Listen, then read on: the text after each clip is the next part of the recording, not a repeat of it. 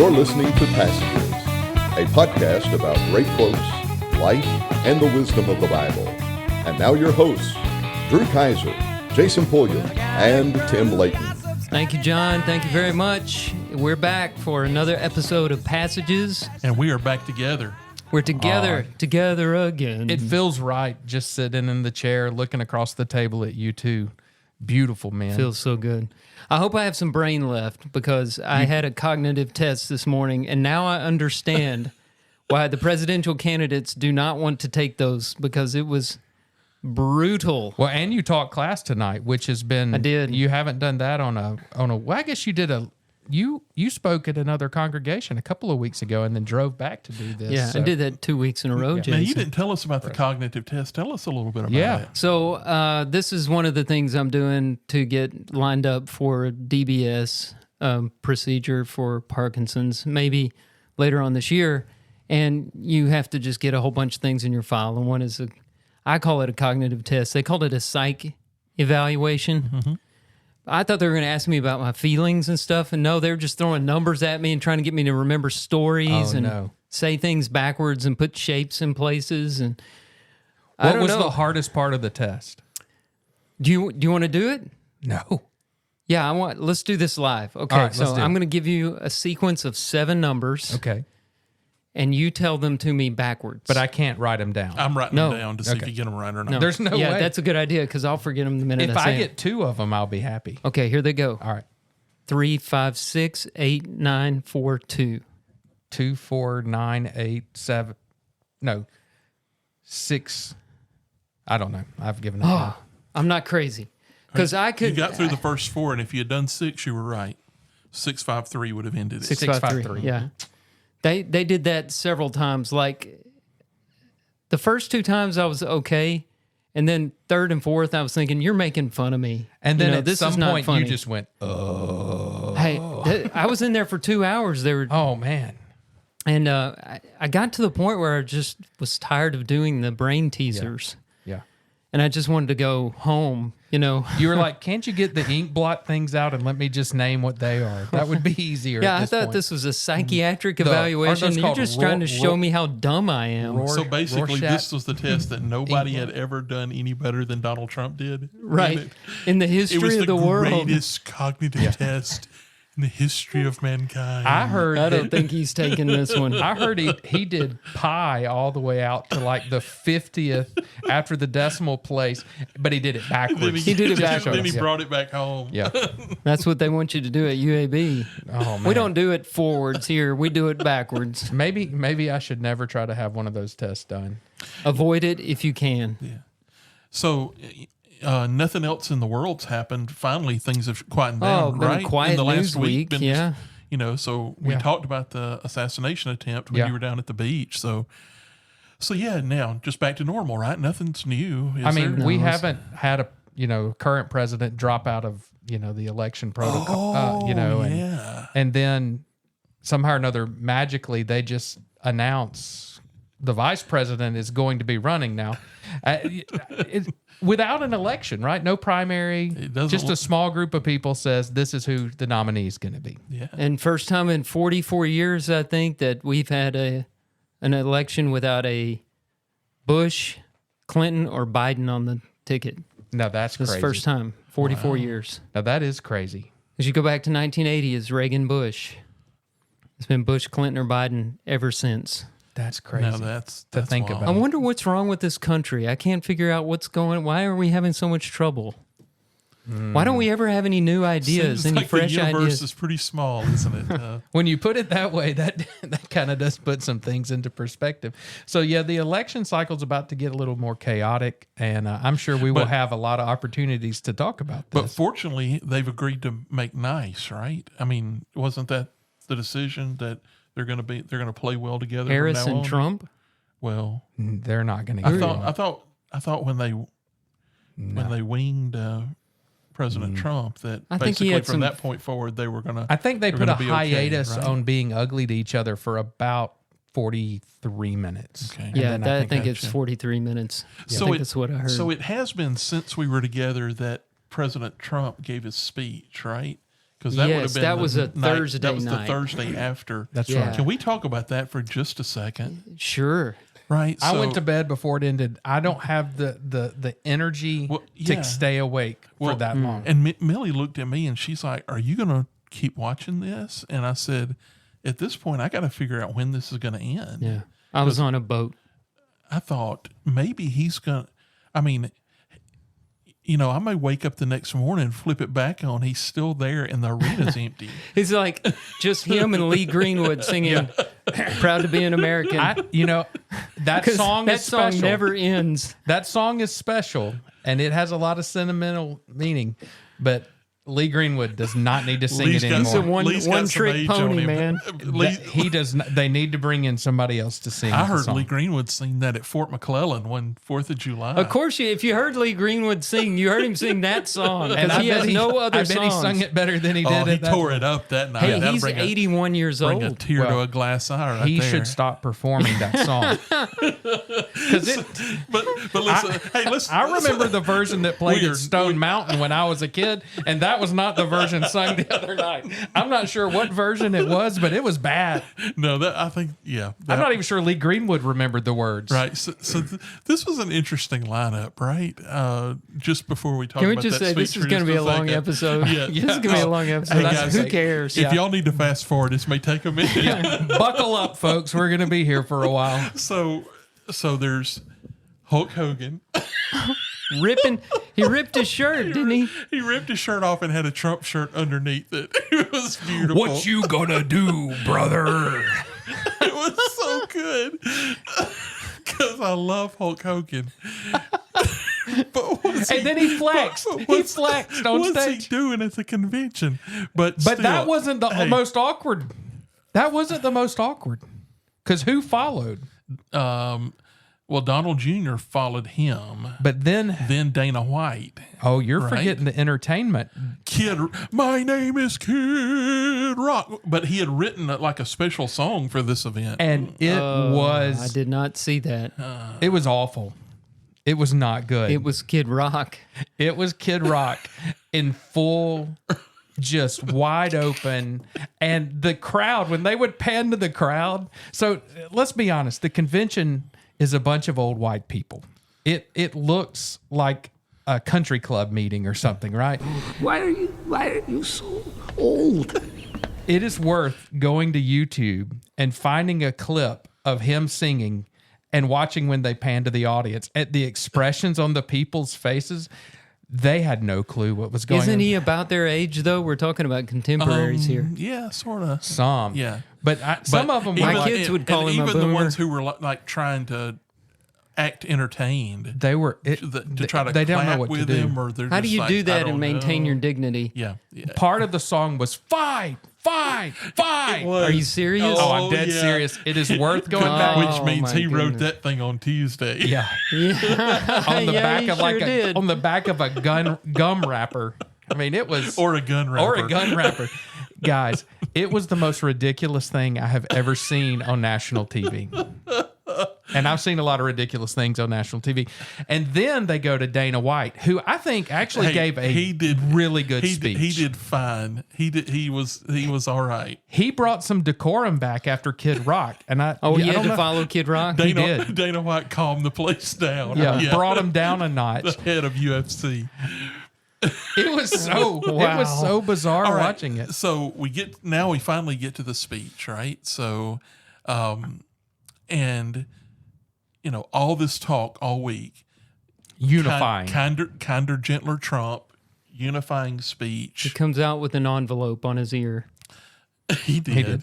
Right. And there were people in the and crowd half wearing them on half his the ear. Some of them had the white thing on their ear, and some of them had an American flag size bandage on their ear. I'm just telling which you you. know what that means. There's a table out front for $5. You Oh, can put one of sure. these things You on know, your ear. I almost brought one tonight to wear just to get a reaction, but then I thought, no, I'm not that dumb.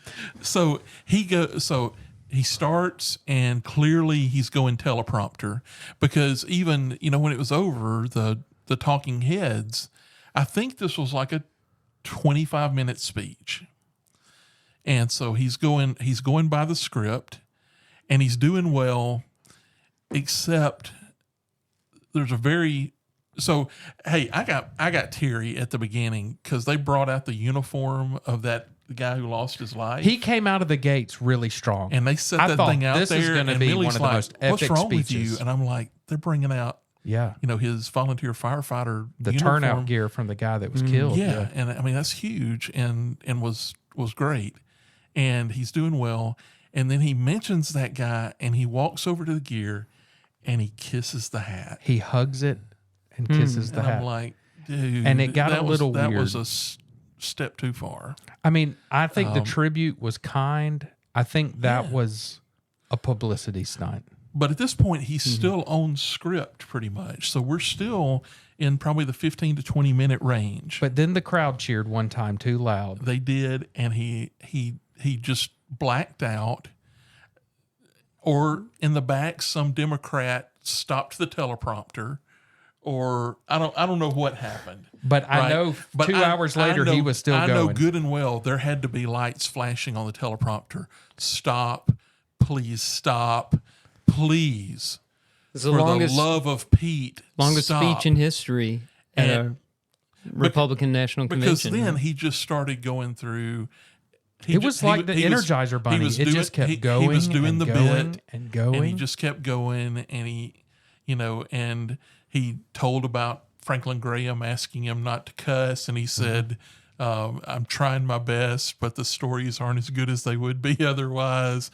I mean, it was pure. And the thing was, he had come out before that he wasn't even going to mention the name of Biden throughout it. And he says it once, and then he says, but that's the only time. And then he immediately said it a second time. Yeah. So he said it twice, which was better than he could have done. If he says it 3 times and they turn the lights off, then Biden shows up. Or Like in the horror Beetlejuice movie. poof. Yeah. Yep. Yeah. But it just went on forever, and it's like, dude, you had your chance. I mean, it was. Listen, this was easy peasy lemon a 30 squeezy minute right here. Emotional. I mean, bringing us together. You didn't even have to. He wins the election. You don't That's even it. it have. was a golden opportunity. You don't have to break a sweat. You Yeah. know, and so you act sort of subdued. You talk about, hey, these are the things that'll be better when I'm back in. You salute. They blow the place, the top off the place, and you're out of here. He made the speech he needed to make right after he got shot in the ear. Yeah. When he said fight, fight, fight, he made the most effective speech he could have made. So all he needed to do was just return That's right. to that, put a nice he has cap on that, no and walk idea away. that less is more. Just has no idea. I think he's just gonna got be no himself. impulse control. He's Everybody's wishing that he'd be different. He's gonna be Trump, right. yeah. and Kamala's gonna be Kamala, and we're all gonna be depressed. Joe's still trying to figure out who he is. Joe still thinks he's gonna be president. Yeah. Hey, can we just throw out for a second that was not on presidential letterhead? The note that he sent back. Anybody There's still some wondering weird about stuff that a going little on. bit? I'm wondering Oh, about yeah. the shooting. I am waiting for How many shooters? I I'm heard wondering there's about. been possibly 2 now. There's there some was weird one on the stuff water going tower. on. Yeah. I mean, why didn't the director of the Secret Service answer questions? Oh, there's some weird stuff. There's no reason why she should have been evasive if there was just one shooter. All right, and I saw. I'm not saying I know anything. I don't. Now, have y'all But seen? it's weird. I saw something today, and I don't know if this was just clickbait or if it was something that's been verified. But something about the shooter having like 3 offshore bank accounts with a total of like $1.5 million in them or something. I haven't is heard that. I don't didn't know. see Now that. all right, so passengers, I want to qualify that with Where'd you find this information, Maybe Tim? complete garbage. Did I venture onto the dark web? I'm not even sure what that You, is. you may have accidentally. Yeah. Maybe click the wrong gray button. web for sure. Yeah. You went on MySpace. Did you have to at any point enter your credit card this number on your MySpace or phone page? number? Do most addresses start zzz dot? No. Yeah. All right. Gmail was What are we spelled talking about? Gmaile. Okay, so I'm gonna get us off of politics because we could sit here and talk about it all None night. of that was politics. It was just No, human it was interest, just, right? Well, I would say it was just commentary on what we saw. Wow. That's all it was. And there'll be more of that. Well, I'm sure this week will be calm, right? What could happen this week? Nothing could come happen. on. Yeah, All sure. right. I'll tell you what happened. I'm going to bring up some food news. Drew, You were a hot dog. You were starving. Would you eat yourself? all right, guys. I was out of town last week, and I saw this article while I was out of town, and I clipped it, saved it to my thing so I could bring it up tonight. USA Today is lying. Fake news came out in a list from USA Today. The 10 best fast food establishments in America. On any given day, tens of millions of Americans are treated to irresistibly delicious food that's in their hands in just a few minutes or less after ordering. It makes a tremendous amount of hard work and preparation to deliver that sort of speed, quality, and scale. These 10 fast food restaurant chains, voted by the readers as the best in the nation, have mastered this art. I'm going to read the list. Voted by, okay, so the vote, it's a Voted by popular readers. vote by That's the what- readers yeah. of USA Today. And I don't know who's reading whom I USA know Today. none. Yeah, I don't know any. I just know it used to be the full color paper that was for the whole nation but and not these, local. But these people, and you could get, and if you ever went to a hotel, you were going to get a copy. That's the hotel paper. and the readers must be delusional because this list is a travesty. I'm going to start. Number 10, Arby's. That's probably not a bad place. I'm okay with that. yeah. Especially okay the with that. curly fries. Communist fries. I want some freedom fries. All right. Arby's, famous roast beef. Number 9, Zaxby's. I'm actually okay with that. To me, in this area, it would probably be in my top 5. 6 through 10, you can put anybody I in there. enjoy don't- Zaxby's. Yeah, I like Zaxby's. Except I think we've had this discussion. If you're going to eat their French fries, eat them on the way out the window. Yeah. when 'Cause they give get them to you in the soggy? drive-thru. 'Cause when you get 'em 'Cause home, by the they're time you get soggy. them home, it's too late. It's more like French fry mash by the time you get home. All right, keep going. Have some chicken and Popeyes. Number 8, Popeyes. well, didn't we closed one down and opened it back up? Right? We've shut one down. and I opened think it. I've been back to it as many times as I Never went to been it there. before. Which is never. Yeah. Same here. Taco Bell. Number 7. It's a very popular fast food restaurant. Probably should be higher up on the list. Very popular, I think, with the millennials, youngins. The youngins. My kids love Taco Bell. Millie fed half the band from Taco Bell. Yeah. She had a drive-through order for $55 this week. Man, I said to her, I think we could buy a franchise of Taco Bell for $55. Not anymore. How does that happen? Zaxby's, that's a family of 2. Yeah. That's right. That's just a number 1 Did and she a number order 3. the salad? Okay, number 6 should never be on this list. I don't even think it's fast food. It's garbage. Should be on the worst list of all time. Captain Disease, awful place. How it lands at number 6, I don't know. It's disgusting. Well, you got your seafood contingency out there. I have to tell you that Constituency. every now and I get then, those as words a mixed up. guilty pleasure, No. I will eat some Dive Captain in. Disease. Now you pay for it, but listen, It's you and all the boomers and the generation before, because that's all that eats there. oh yeah, absolutely. Millie loves the malt vinegar from there. Seafood, man. No, Hey, Malt vinegar. that's for farm raised cod. That's all they serve there, and their shrimp. I don't know where they come from, but not the no, ocean. I don't eat their shrimp, but hey, Bull. just a fish fillet, absolutely. Fish fillet. All right, so number 6 is a travesty. Yeah, Number but that's a problem it being on this list. Number 5, Hardee's. Is there? I don't even know where a Hardee's is still I think located. they're all gone, right? And You are have we to keep talking- in mind this is nationwide. Yeah, but are we talking Hardee's red burrito or just Hardee's? Because The red Or- burrito thing. Or are we combining Carl Jr.'s into this? They combine. right? Well, wait which for- is Hardee's. That's West Coast, right? Yeah, like Okay. Hardee's Carl west Jr. of the Mississippi or so whatever. maybe that's got a strong West Coast contingent. But I think it's Carl Jr.'s You got out the there. World War so II why is vets it- there in the early mornings, also out in the I rural will areas. say that when we went to Fort Morgan back in Gulf Shores, there's still a Hardee's there. And here's the weird thing. It's open until like noon.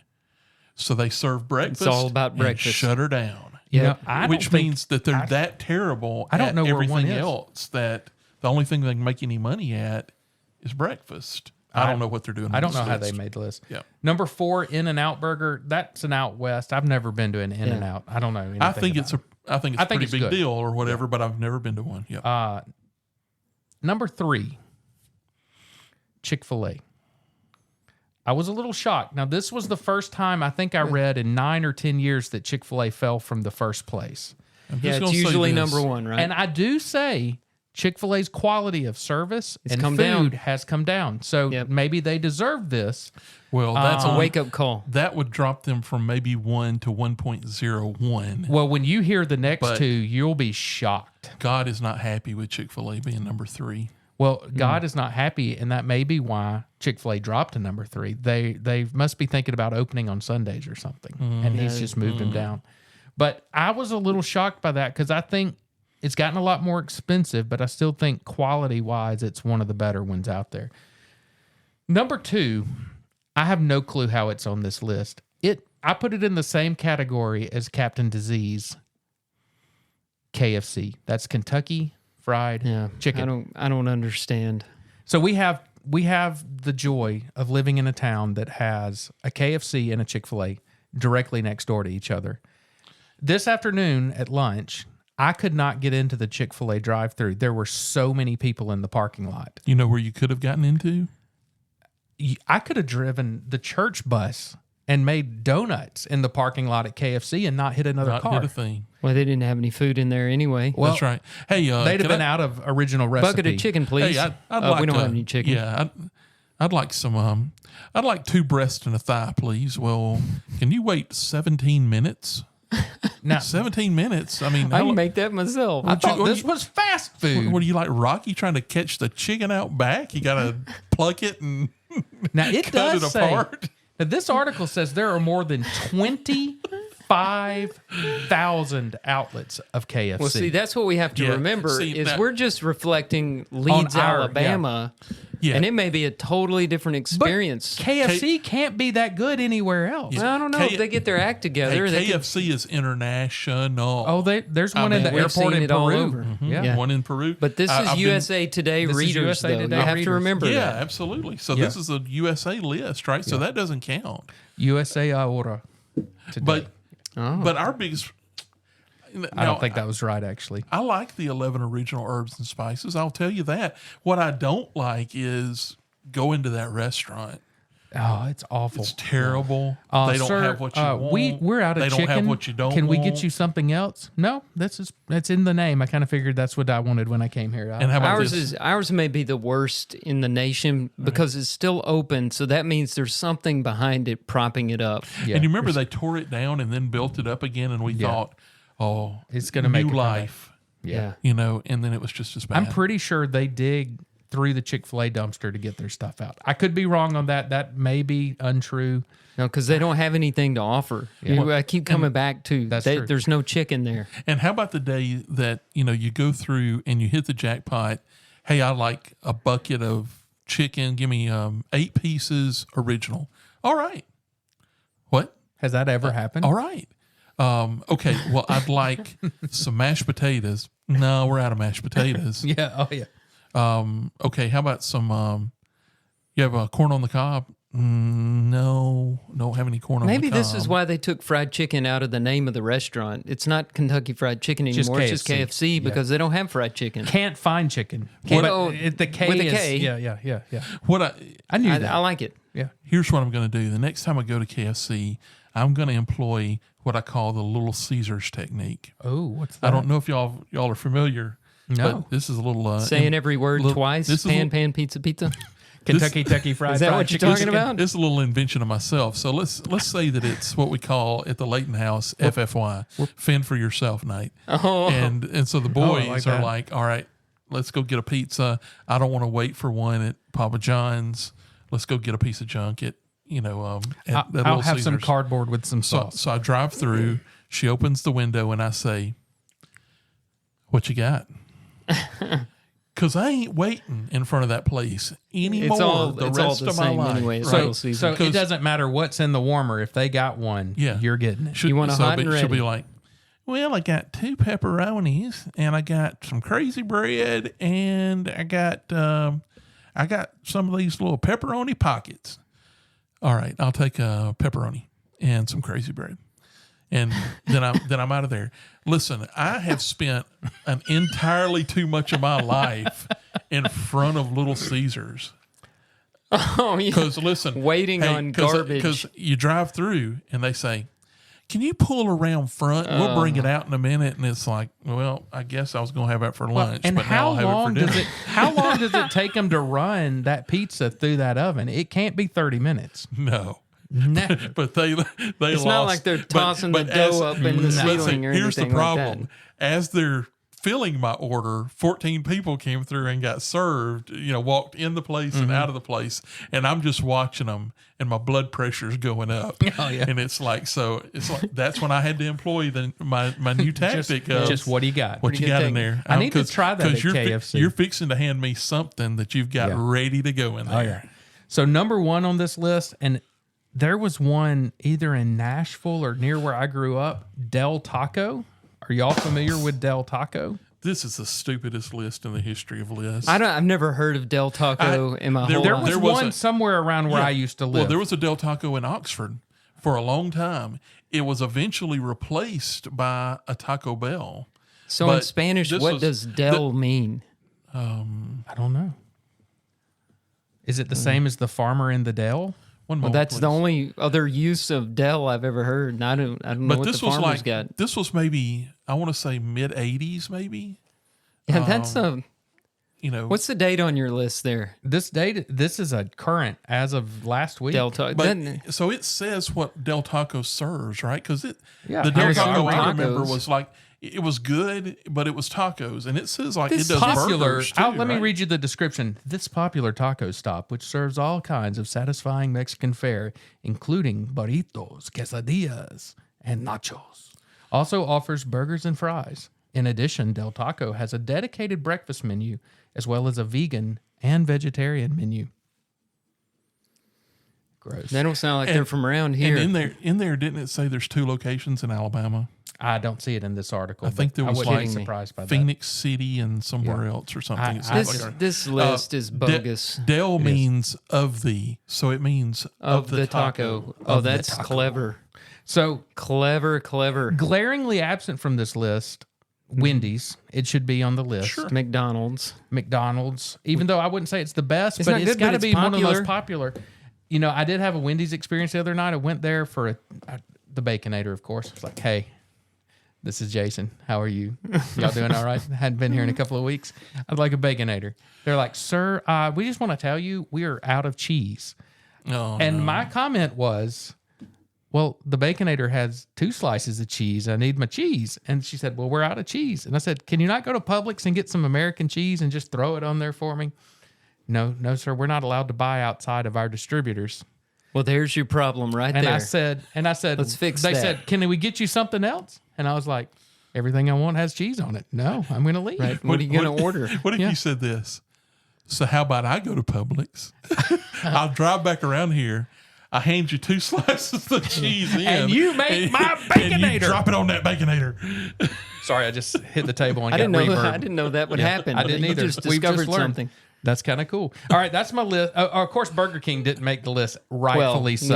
yeah. Yeah. No Whataburger on it. Whataburger Sounds like could they're have made open it. to Whataburger should have anything. been So there, yeah. why not a Chipotle or a Subway? If Captain or, Disease is on there, anything is game. yeah. Yeah. Number 6, right? Oh. Oh. All right, so we're sticking with a food theme. If you were a hot dog, you were starving, would you eat yourself? And must mean we're hungry tonight. We're doing Alabama's 8 best fast food items. And so I like just, this. I like I this just list. just want to know what y'all think about this. Maybe this makes more sense. I'm since not sure. Alabama. I'm not sure you're Okay, going to feel about it. who's voting? Who's determining this list? I'm gonna start asking this question whenever y'all bring Let's lists. see. Hopefully, it's not USA Today readers. If fish and chips is on there, This was on it's a bogus this list. was on AL.com, so it's more local, but it doesn't really say our state strong a line in the sand from burgers to beverages. Here's 8 reasons why.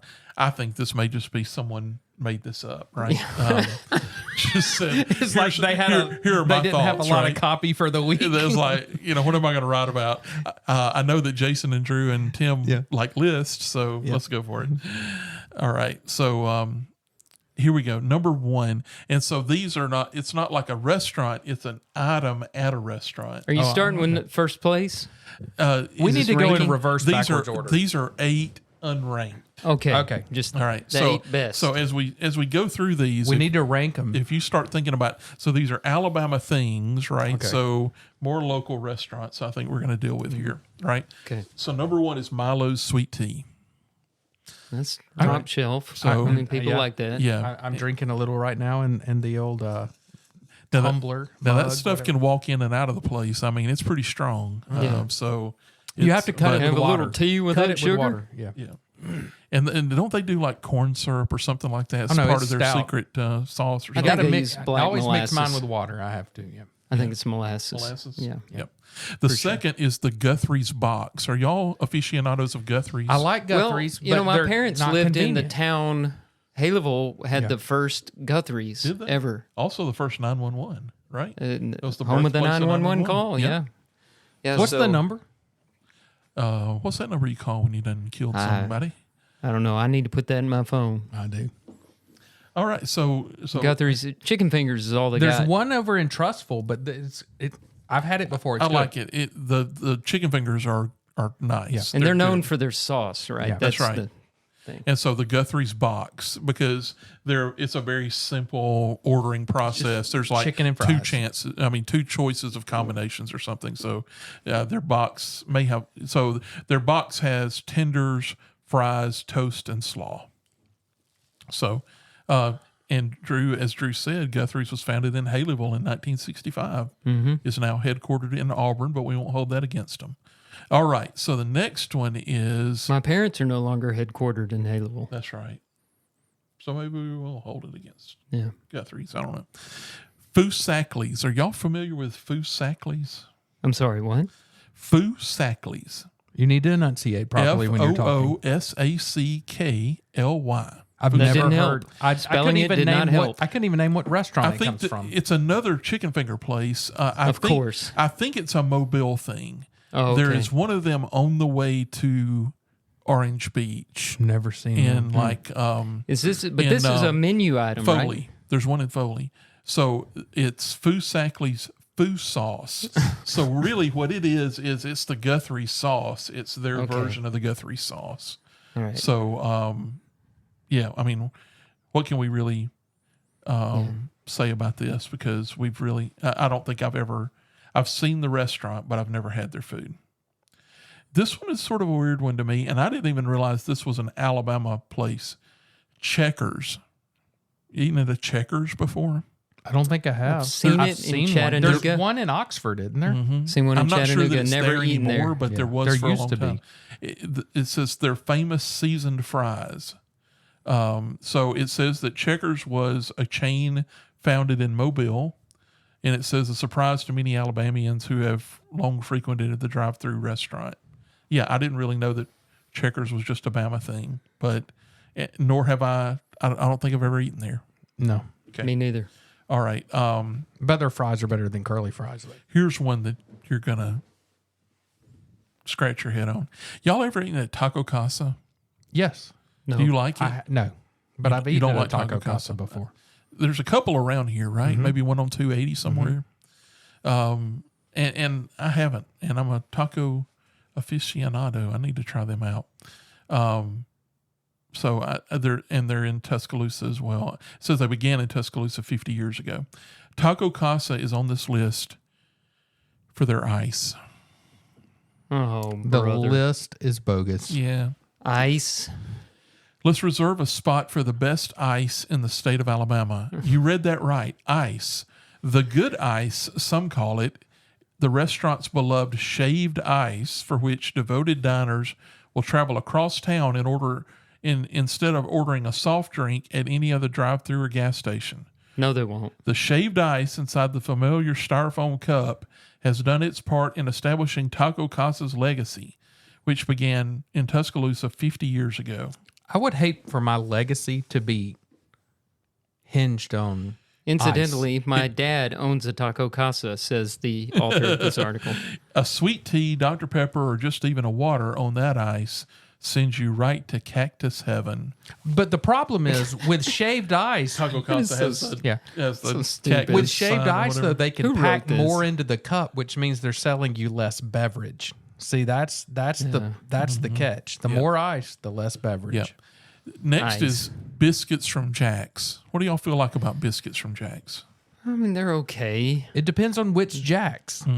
It does. The one in Odenville's, their biscuits, spectacular. The one in Leeds, Mine, If you were not ranking, great. if you were ranking Leeds versus Moody when it came to Jack's, which one would you go with? I'd go to the Moody one. I'd go to the Moody one too. How about you, Yeah, Moody? yeah. But I always wind up at the Yeah, the Leeds. Leeds one just because I drive by it. Yeah. So I'm with y'all. I'm just Jack's biscuits. They can be good, but they can be not good. Depends on who's fixing. Tim, it. this is a terrible list. It really You're is. coming up on your last item, right? It really is. I've got two left, I think. Okay, these are going to redeem the list, right? No. Okay. Another one that we could get around town, but I don't ever think I've stepped inside this restaurant. Not the one in Moody, anyway. The original Sneaky Pete.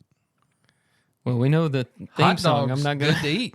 That's the way hot dogs should be. That's right. Now, I don't have the intestinal fortitude to enter a Sneaky Pete. You know, Have I'm you not ever going to do had- that. Have you ever had a Sneaky Pete? Never had one, never will. Oh, I haven't. I'm You've never anti. had a Sneaky Pete? I'm kind of anti hot dog. Are you? I know how they're made. Especially when on the sign the hot dog has a face. I'm just not into that.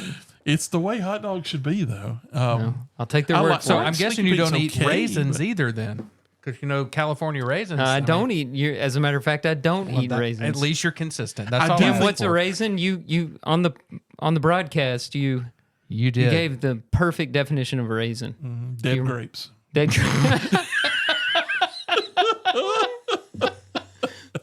All right, so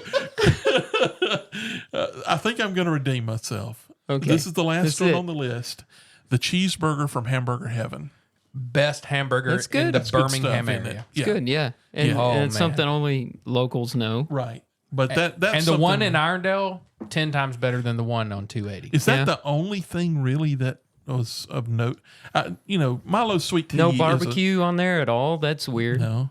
Milo's sweet tea is a staple. I mean, it's I would say, and it's I agree with the Hamburger Heaven. It's, man, their burgers. Whoever wrote that is from Mobile and is an idiot, yeah. and who has an uncle that owns a taco casa If they somewhere. chose ice on the list, there's a problem there. And we could fix this list. We're talking frozen water, It takes guys. some work for us to fix this, but I think he went 2 for 8, maybe. So, Yeah, that's not I'd go- great. Yeah, I would go with that statistic. all right, Drew, over to you. My turn. I got a yay sports. Yay, sports! This we're getting into the Olympics this Friday. Yes, Yay, it is. sports. So, do you guys know? I didn't get my cue. Do y'all know who's carrying the flag in the opening ceremonies? I have no I clue. think I do. I believe we have a soundbite from him, don't we? LeBron James. I had not heard that. That's our man that got voted to carry the flag in the opening ceremony. Is of he the wearing Olympics. a sun on one of those little papoose He things might. That that would be the best. just Bronny. holding on? Yeah, little Ronnie, like looking forward, like his little legs What dangling. if he opened it up and set him down and then handed him the flag to carry Yeah, the rest let of him the do it. thing? Yeah, Bronny, he's a take it from here. soon to be four-time Olympian, Well, and Then I think he's he's going got a for right his to do it. third gold medal, and almost lost to South Sudan the other day, Did you 101 to watch 100. that? I did not, but I I'm did. thinking, I saw guys, a clip from it, and it was Oh, it was whoa. bad. we're the United States of America. They were saying, well, there's some Sudanese guys that are going to be playing in the NBA. I don't care. Yeah. It's South Sudan. We're supposed to win basketball. Well, I and think, when I you're think we were designated, I want to say, a 43-point favorite in the game. and they won by one. They won. No, They 1 won by point. 1. They were down by 14 at halftime. South Sudan was ahead by 14 at halftime. And It's absolutely insane. And then I think they led most of the third quarter because, hey, once they're down by 14, I'm like, is this for real? And I keep watching it. And I don't think I could have watched that. yeah, it was crazy. And so, but listen, South Sudan was, I'm not sure how to say this in Sudanese, en fuego.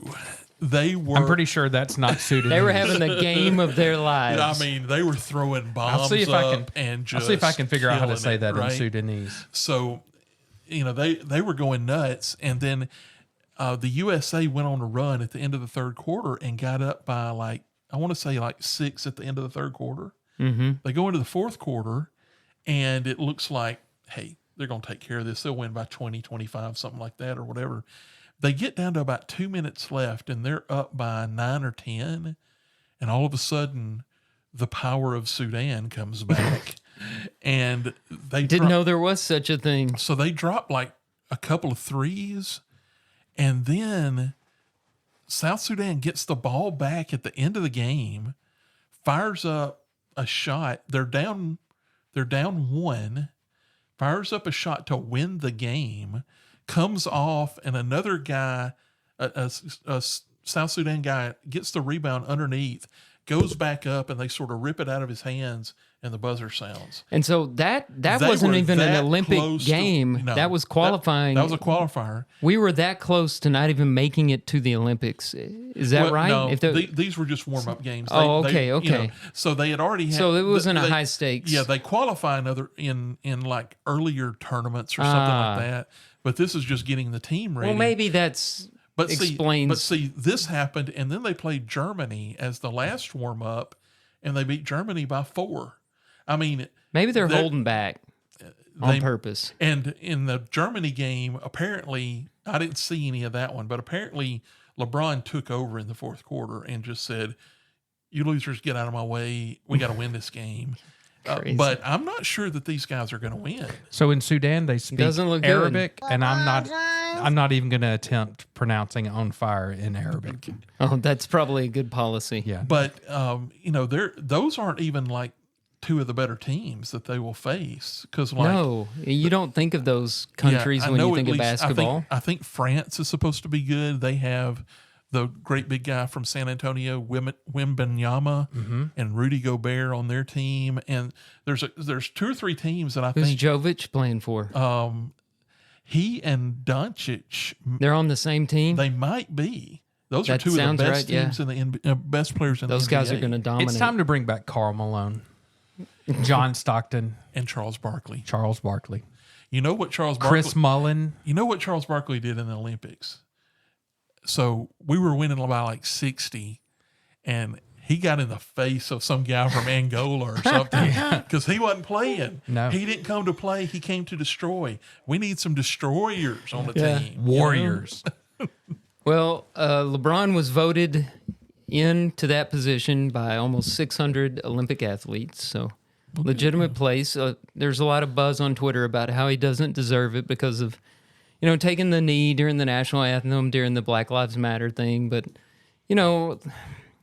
I'm 4-time Olympian.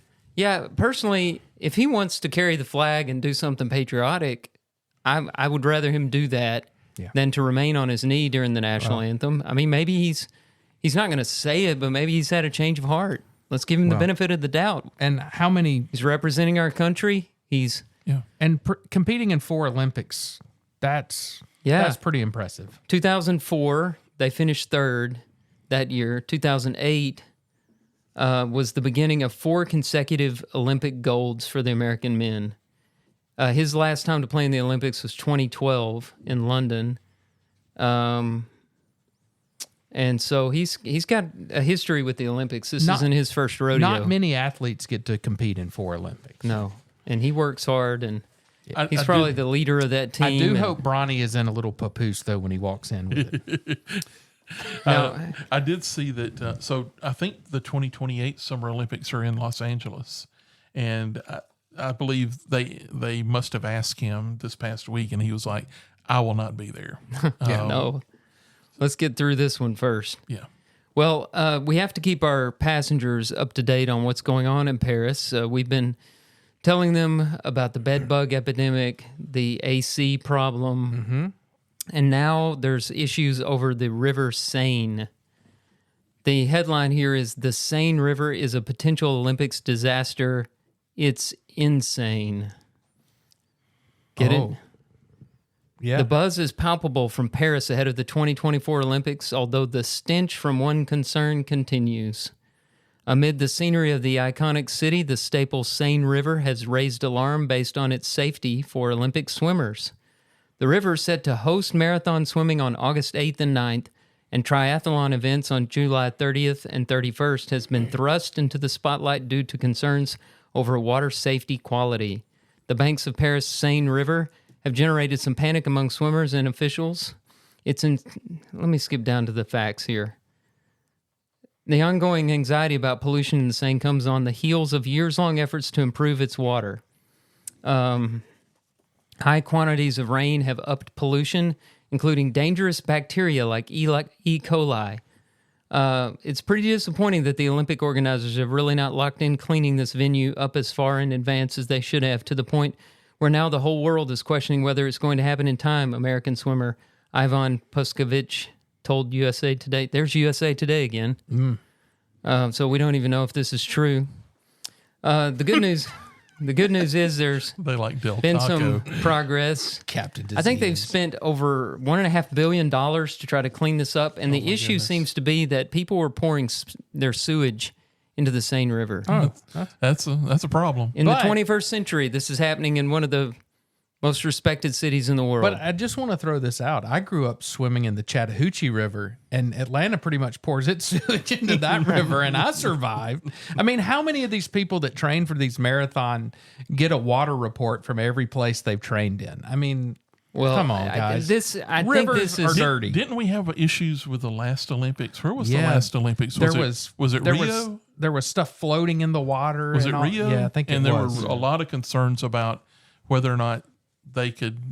There were even concerns about like the water that they put in the pool for like indoor swimming, because U.S. is the only place that knows the recipe for water, for clean water. Anyway, I mean it's an iffy proposition when you leave the good old USA and travel in a lot of the rest of the world for clean water. Well, someone had some advice on Twitter for Olympic swimmers in the Seine, and it was that baby Ruths don't float. So, It is. FYI. I disagree. I have seen baby Ruths float on water in a movie. So, I mean, they've got in the rooms and the hotels bed bugs. We've got no air conditioning. E. coli in the river. E. coli in the river. And I read where in the Olympic Village, a lot of the beds are actually made of cardboard. So the bed bugs, they're going to be disgruntled, probably picketing because they've got cardboard beds. Right. I'm sure that's real clean. They're like, Yeah. Is this I can't get into this. How am I going to do this? Man. So What does the water What a cleaner sound disaster. like out over the guy that's over water purity over there? What does he sound like, Tim? I think he sounds sort of like, oh, I hate this stinking water. Oh man. Throwing his cigarette butts in the river. I hope we're also with our air conditioners. We're at least taking some freedom prize with us over there, so our athletes Yeah. can eat properly. This was in the New York Post, I think. So it may just be Americans hating France and Yeah. that continued struggle. I don't There know. may If be some people getting there going, man, this is the cleanest water I've seen in years. I don't know if it was because it was about the Seine or if it was about some other body of water. But I did hear the other day that the president of France, I believe it's a woman, she jumped into either the Seine or some other body of to water prove that it was safe. To prove that it was safe, because Yeah. basically they had said nobody can be in it at this point or whatever. Maybe it was the Seine, but she was trying to make this point that it's okay. And then there were no public appearances for the next 14 days. Sadly, she came back up out of the water, and it looked like that scene from Raiders of the Lost Ark. Like her eyeballs melting. fell out. She just melted. All right, I've got one other little thing I want to share about the Olympics right quick, just on the piggyback on LeBron James. And that is that I learned earlier this week that one of the final bearers of the torch as they bring it into the Olympic Stadium is supposed to be American treasure Snoop Dogg. Oh no! He'll have Now, two what is torches his connection? Yeah, What's the chance he doesn't walk in with that thing in his mouth? Yeah, with some purple haze coming off of it. and now we've come full circle to the Republican National Convention. We got Kid Rock at the He's holding RNC, that torch, just lighting them off the end of it. Yeah. Snoop Dogg at the Olympics. Snoop Dogg. Yeah. What are we doing? What are we doing? Oh, thanks for bringing that up, Kim. That's just so encouraging. Oh, We what need a is break. happening in the world? We need a break. We'll come back. We'll have our heads back on straight.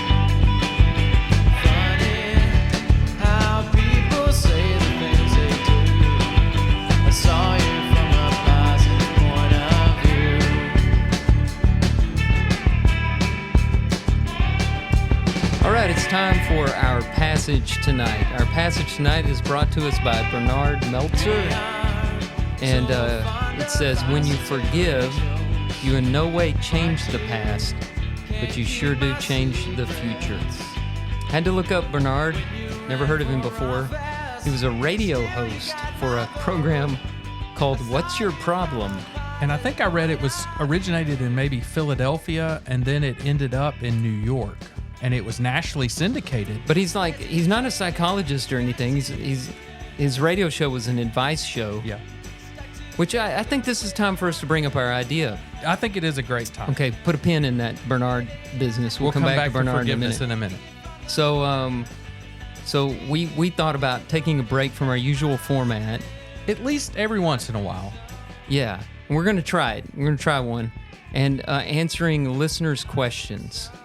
So if you're a listener, and we're going to start this first time. So Drew does a segment maybe once a quarter. Is that about right? Once a month.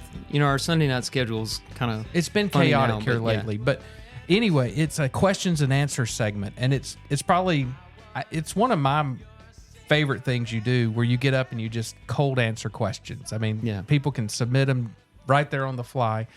And we were thinking it'd just be an interesting thing to have our passengers, our listeners, just if you have questions about our previous podcast or something about a quote that you heard on a podcast and you want to ask us about it, I'm open to just about anything. If you just got a comment about something that we talked about and you want us to talk about it some more, just, anything of that nature.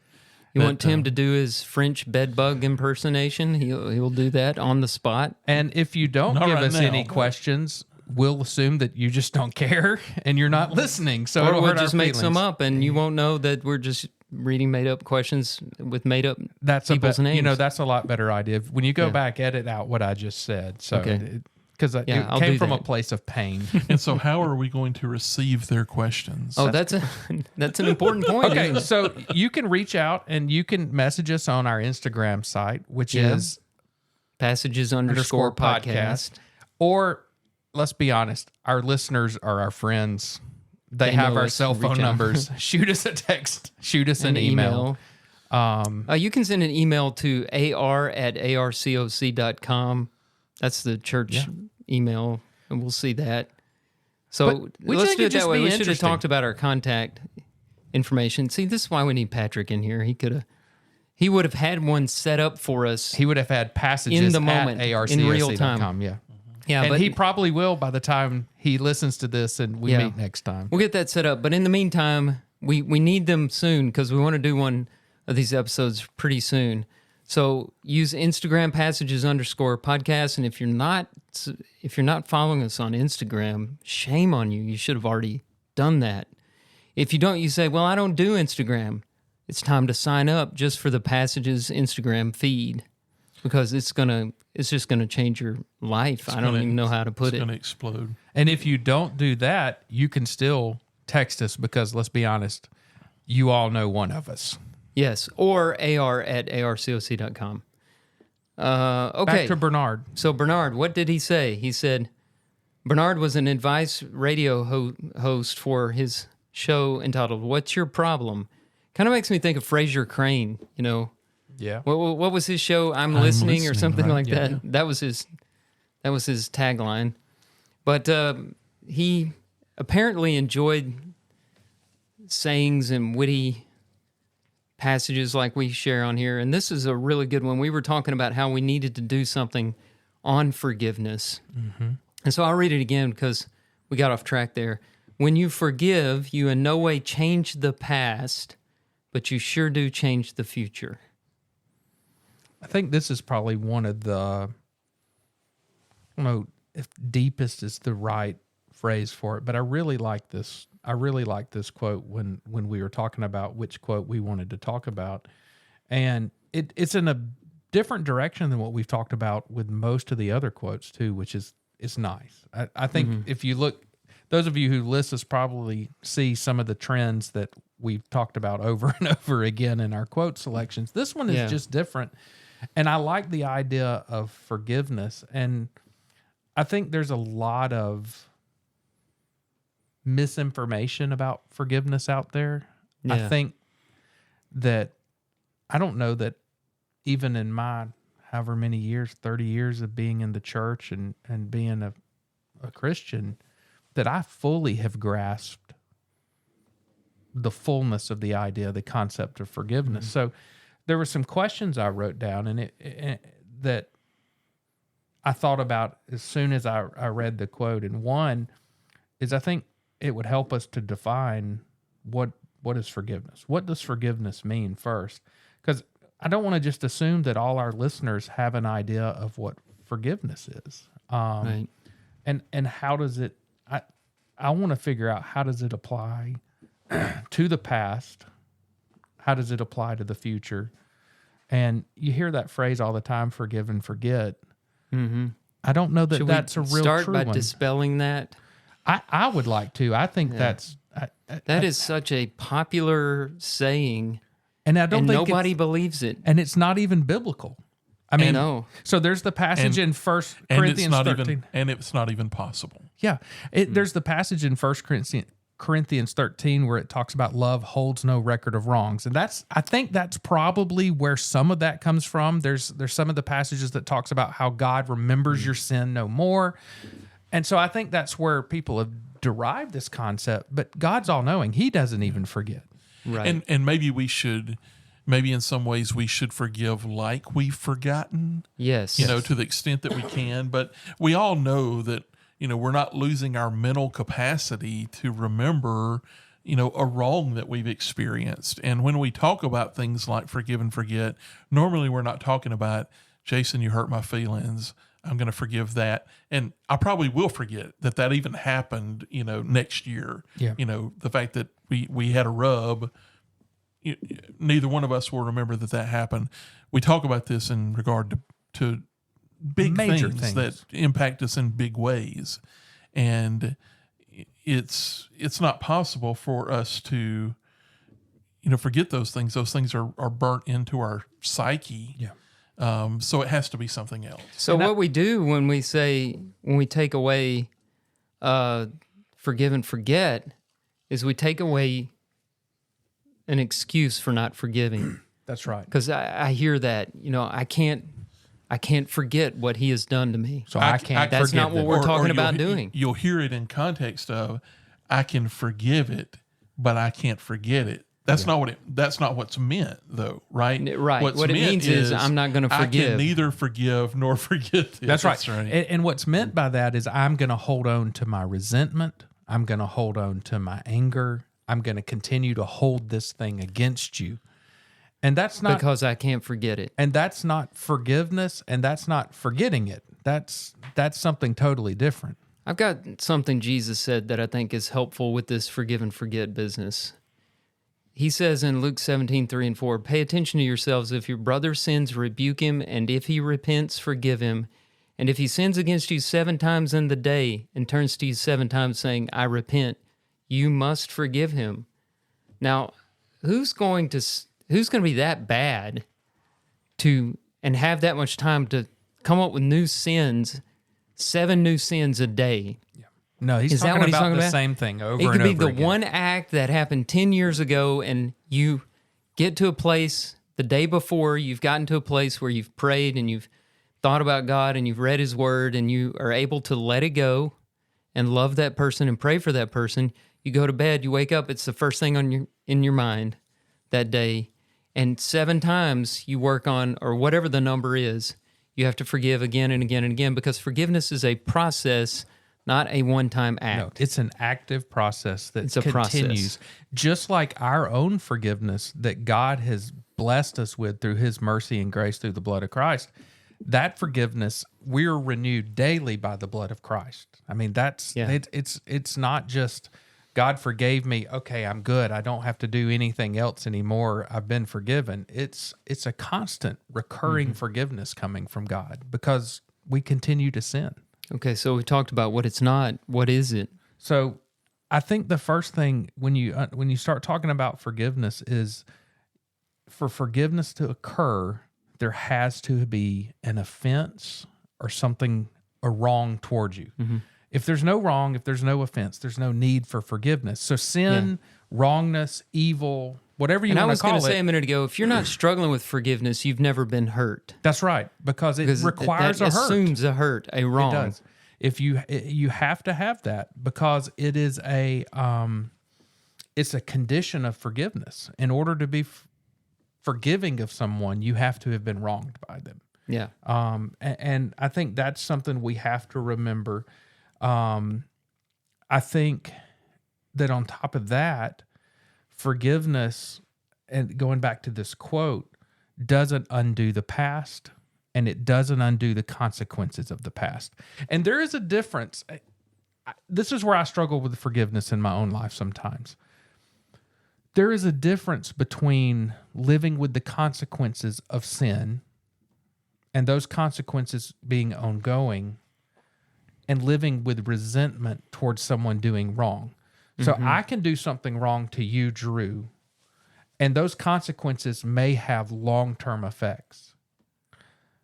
But that doesn't keep you from being able to forgive me and let go of the resentment of that wrong, even though that wrong is still continuing to have an effect on you or our relationship every day. And that's important language you're using there. I don't know if you're doing that deliberately. I'm trying letting go. Yeah. That's really what the act of forgiveness is. It is. And if we hold on to resentment, and if we continue to hold someone's past against them, basically judging them by their past, then I think we are missing the true concept of forgiveness.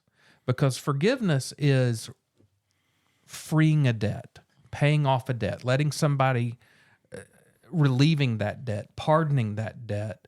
And if you have forgiven that debt, if you have, I'm trying to think of a word that doesn't use forgiveness, if you have laid aside it, if you've Dismissed. if you've canceled that Canceled the debt, then you don't keep holding it against them. And think about that parable the Lord told about the guy who owed the king 10,000 talents. Yeah. And the king just said, well, you can't pay it, so let's just forget it. Yeah. So this dividing line that you're talking about between like the past and the consequences of the past, let me just throw a scenario out there and let's talk about it for a second. So let's say that that I have a dear friend, and that friend wrongs me in what feels like a big time way. Everybody knows. I'm not talking big sins and little sins and stuff like that, right? Yeah. But in an impactful way.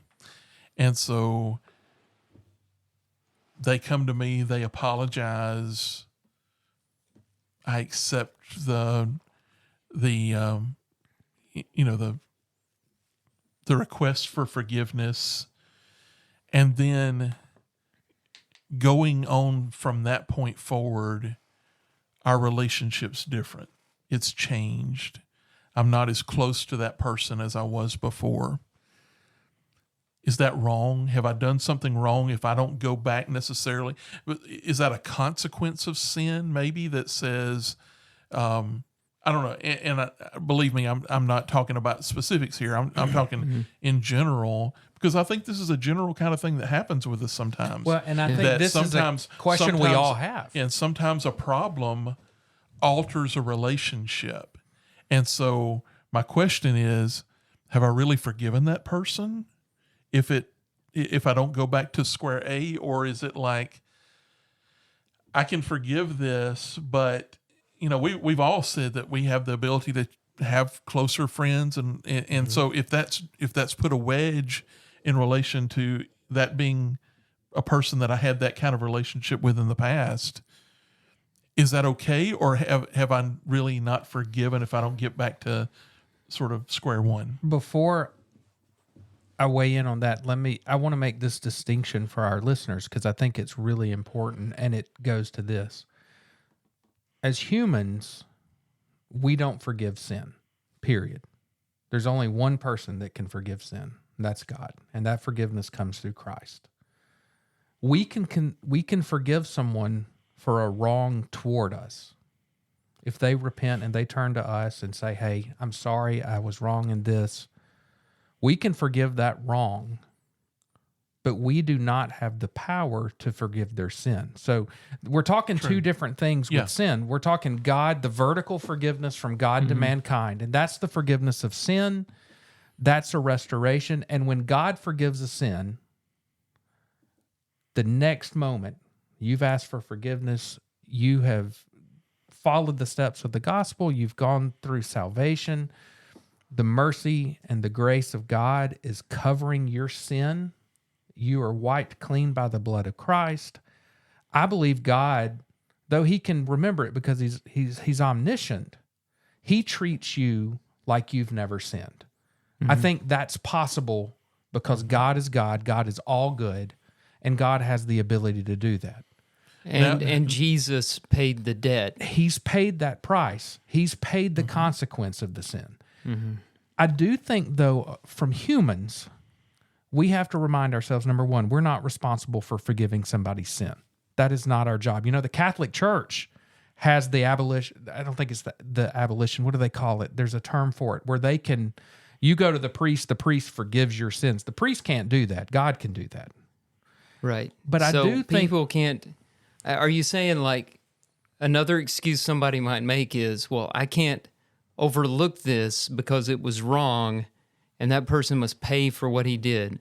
Well, and God says, vengeance is mine. I will repay. Yeah. You leave the judgment to me, and you feed your enemy and you give him something to drink when he's thirsty, and I think etc. we've just got to be careful of not taking God's job and try to forgive sin.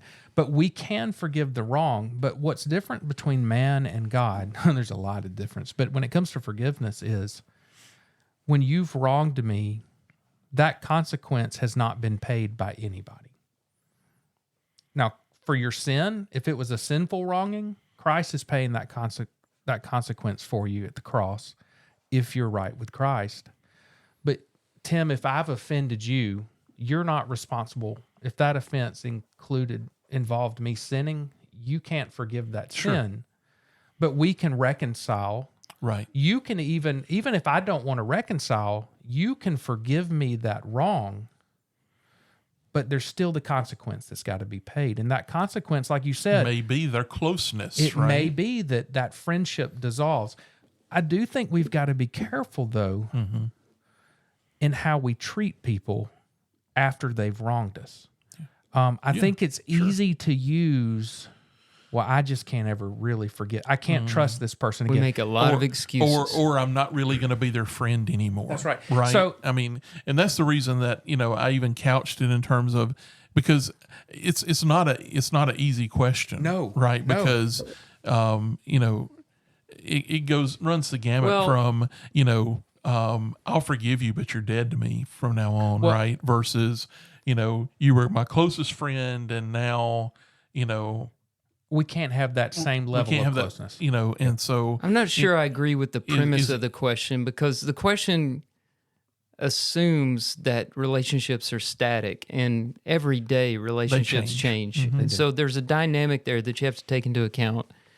Even when things, some people drift apart when nobody wronged anybody, Sure. So relationships have to be fed and nourished and cultivated, and it may be time to part ways. Can you forgive and part ways because, say, you're trying to protect your children from bad influence? Yep. Or it's just a toxic relationship? I think that's when you start thinking of forgiveness in terms of Well, Jason, you're using the term resentment. Yeah, Can I walk away without the resentment? that's right. Can Without I go? holding- Can I move forward? Yeah. Or am I going to be chained to my past because of something somebody did to me and didn't pay for it? Yeah. Yeah. Let me throw in a verse here, right? So this is a well-known one, right? Ephesians 4:32 that says, "Be kind and compassionate to one another, forgiving each other, just as in Christ God forgave you."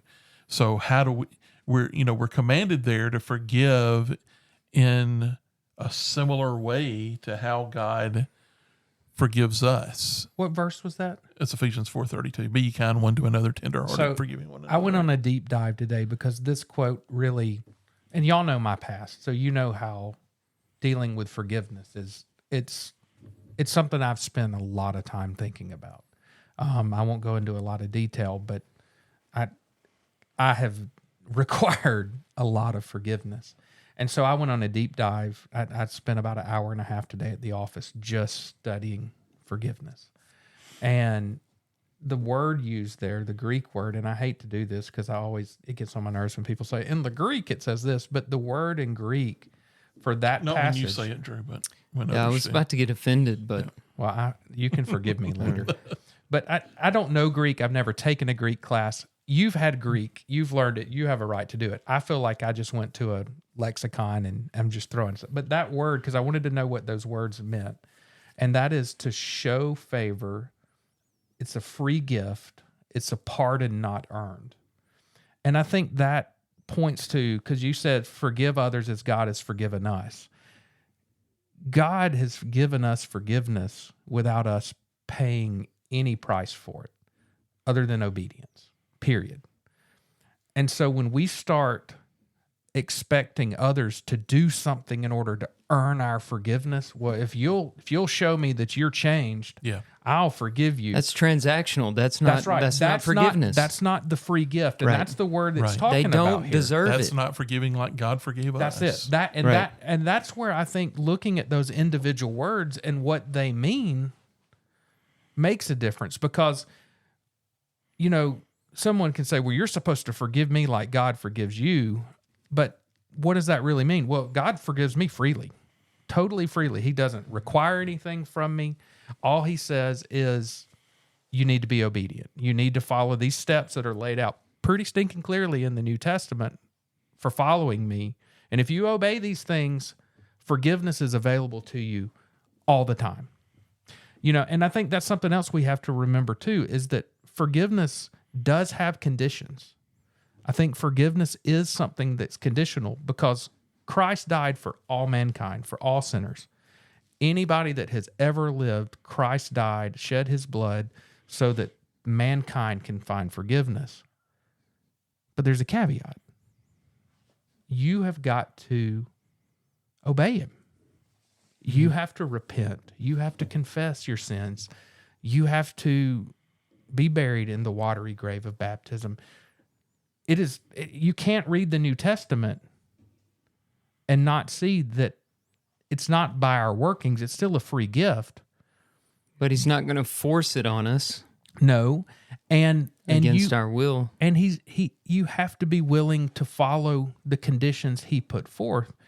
And I think that's important for us to remember as well, because there are some conditions to forgiveness. I struggle with this. I struggle a lot with the resentment side of it. I struggle from the point of how do we reconcile the past to the future? It's just a difficult concept. So while we're on conditions, I want to throw this one out. This is a frequently asked question that I think we need to talk about for a minute. And it's, so does someone have to ask me for forgiveness in order for me to forgive them? I say no. And so I was just looking at Colossians 3:13. Don't know if this necessarily answers it, but it says, bearing with one another, and if one has a complaint against another, forgiving each other, as the Lord has forgiven you, so you also must forgive. Now, we know that, a condition for the Lord to forgive us is for us to confess and repent, right? To ask for forgiveness. So, down to that point in that verse, it says, if I've got a complaint against another, then I need to forgive them. It doesn't say there when they come to me. Now, and I want to also talk about this within the context of what not forgiving wrongs does to the person who's been wronged. Mm-hmm. Yeah. Right? Because that's where I was going to go, because I can't change God by my sin. I think he can be grieved by it, but his nature, his character, still good. You're not going to knock him off track. No, not at all. Human beings are different. Mm-hmm. You could destroy your soul by refusing to forgive another person. Mm-hmm. Absolutely. And so you're not just doing it for that person. It's for your own spiritual health that you forgive, because you can't be the person you need to be harboring bitterness and resentment. And part of that is because of where forgiveness comes from.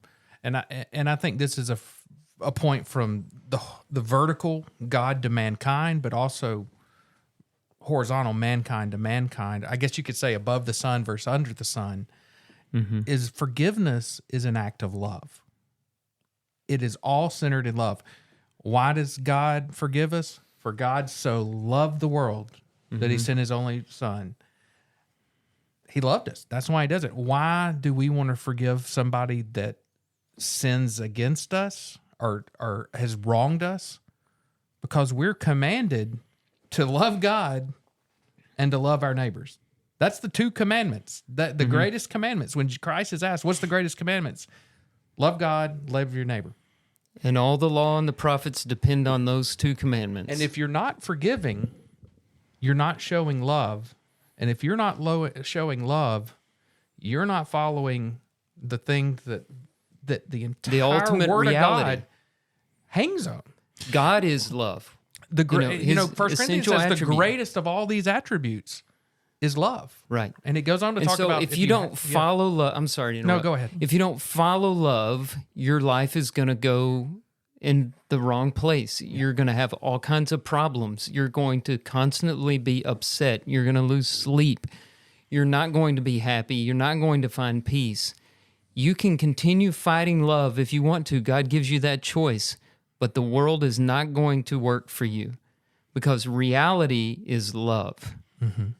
Indifference and hatred and anger, all of that is anti-reality. It's an illusion. It's deception. It's evil. And this idea of forgiving one another is a big enough deal for Jesus that he talked about it in the model prayer. Yeah. When he taught them how to pray, and and it wasn't just forgive others, but it was, God, you forgive us like we forgive others. And that idea is one that I think we need to keep close to our hearts. Is we need to be really careful with how restrictive we are on our forgiveness to others. Yeah, talk about a condition. Right. And so, that's not just lip service, right? I mean, Jesus, when he taught them that, he taught them that there's a connection between the way that, and this is something I don't necessarily understand, but I know that if he's grading on a curve, I'd like to be up that curve just a little bit, with not the fact that I've been just the most restrictive person in doling out forgiveness. Well, and he said it in so many ways. He taught it in that prayer. The parable I mentioned a minute ago, the unforgiving servant. Right. I didn't finish the parable, but after the king forgave the servant, he went and real quick choked a guy that owed him 100 denarii. Yeah. And then where did that get him? He lost the forgiveness. He was thrown into prison, given over to the torturers until he paid the last dime, which he couldn't possibly do, which is eternal condemnation. He threw himself into eternal condemnation by not forgiving. And there's so many other writings that say God is merciful to the merciful. Yeah, and every verse that we've looked at says, forgive like God forgives. And so it fits in with that if you don't forgive like God forgives, don't you think that's going to influence how God forgives you? Absolutely. Now, I want to say two things. The first is just something that I think is important to say. We're talking a lot about the importance of forgiveness. Forgiveness can be really hard. Yeah, Very hard. Not everything is just, I said something that hurt your feelings, right? I mean, forgiveness is something that when you've created a deep hurt, when you've created a wrong that goes against the grain of Scripture, goes against the grain of just common decency and morality, forgiveness becomes really, really, really hard. And I speak from the position of the one that needs to be forgiven. And I don't fault people for struggling with forgiveness because it's hard. Even if you love deeply, forgiveness is hard because the hurt is there and it takes time. And if you struggle with it, the only advice I can tell you is turn to Scripture, pray, talk to people, and seek help for it because it's something that is important. And even if you can truly forgive, it doesn't undo those consequences, that hurt, that pain. And man, that's a tough thing to deal with. And it's hard to balance out the hurt and the pain and the love. It's very confusing to our minds, the way our minds work. The other thing I want to say is we would make forgiveness so much easier on one another if we would learn to live by what the Bible says about when we wrong someone, confessing that to that person. Because where we get in trouble is when we wrong someone, a lot of times our pride keeps us from admitting it, or we're ashamed, or we're hiding it. And so we almost have to wait till we're caught in the situation or that person approaches us and says, "You've wronged me," before we solve it. And if I wrong you, Tim, it's a whole lot easier for you to forgive me if I can come up to you and say, Tim, when I said this, that was hurtful. I was being selfish. I want to apologize for that. I'll do anything to make it right. I hope you can forgive me. Because the Bible is clear cut on the importance of community, and the importance of community is life's hard. Living on this earth that's full of sin is hard. And we can better get through it by being open and loving one another and talking about our weaknesses, talking about our problems, admitting our wrongs, open to forgiveness, encouragement, exhortation. All of these things add together to us truly being in the kingdom of God. That's what it's supposed to be like, is an open relationship between Christians. They had all things in common. We share our feelings, our hurts, our emotions, our pains. We share our forgiveness. We share our love. And if we would just do that, and it's hard because we're selfish, at least I am. It's hard to do that, and we hinder so much good. We hinder so much forgiveness because we're not willing to live the model that God put in from the beginning. We live in an unforgiving world, so we give lip service to forgiveness in church. Everybody thinks it's a great idea. Oh, yeah. But look at the movies we watch. It's all about revenge. Look at what we boast about. Well, I told him. Yeah. Look at who we really respect. Do we respect the person who lets go of wrongs? No, that guy doesn't stand up for himself. Yeah. He's weak. He's weak. And so we don't live in a world that respects forgiveness, and you will be mocked for forgiving people and letting things go, and you will be called weak. Yeah. And you will be called soft, and you will lose respect. Yep. And that's what you have to understand. Yeah.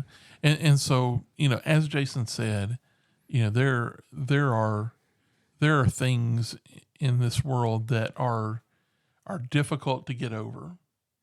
And we don't minimize that, and we know that it's difficult.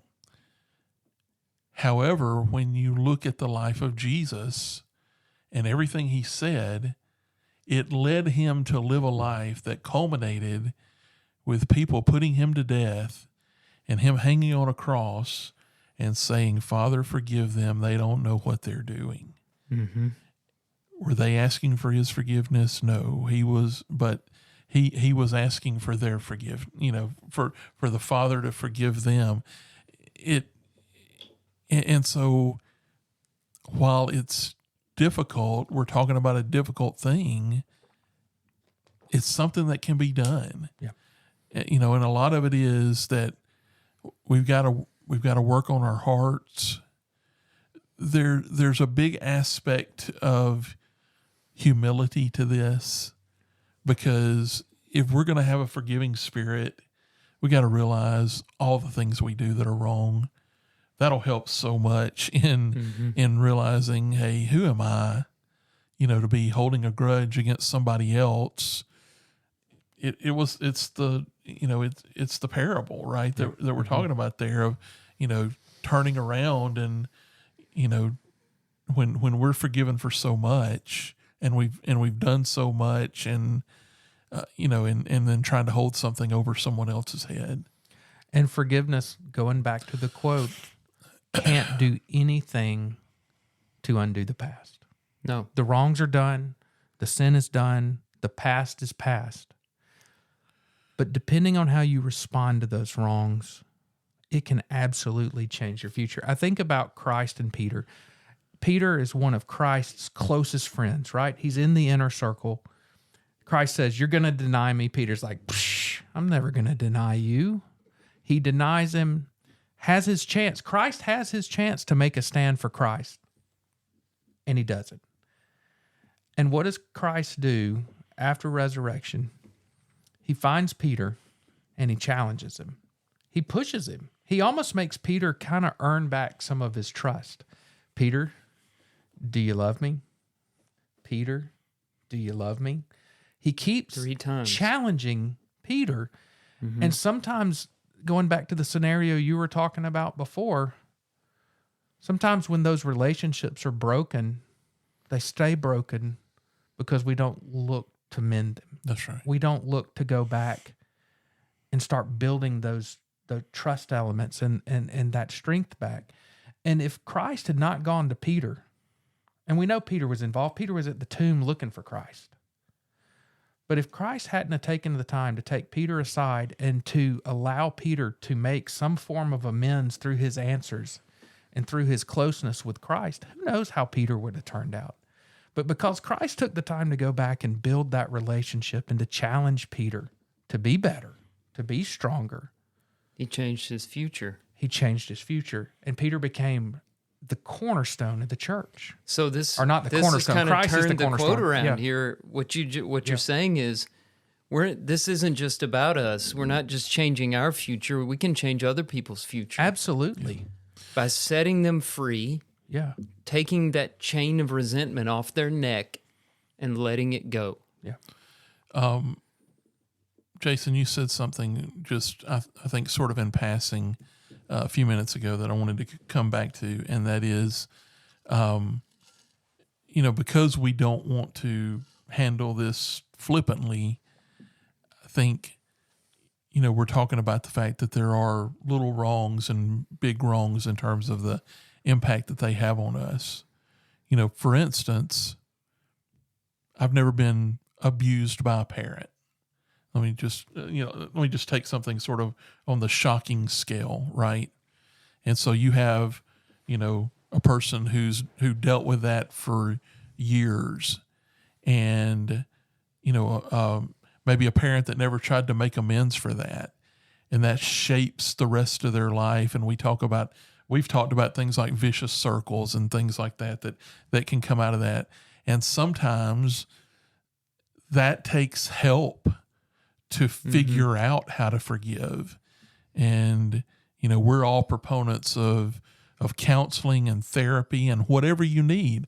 And sometimes it's not as easy as just saying, no. All right, Jason, we're good now. Yeah, no. Right. Or all right, Mom and Dad, we're good now. Mm-hmm. It takes, some extensive process to try to work through something that shaped your whole life. And it may involve boundaries. That's what a counselor can help you with. Absolutely. Or a friend is, okay, I want to try to forgive my parents, but how do I do that in a healthy way? And they can help you set boundaries and help you suss out the difference between forgiving and letting this happen again, or not accepting consequences and things like that. Well, and something you said when we first started talking about this quote, when you read that passage where Christ is talking about forgiveness, sometimes you might drop the ball on forgiveness and you might get back into some of that resentment.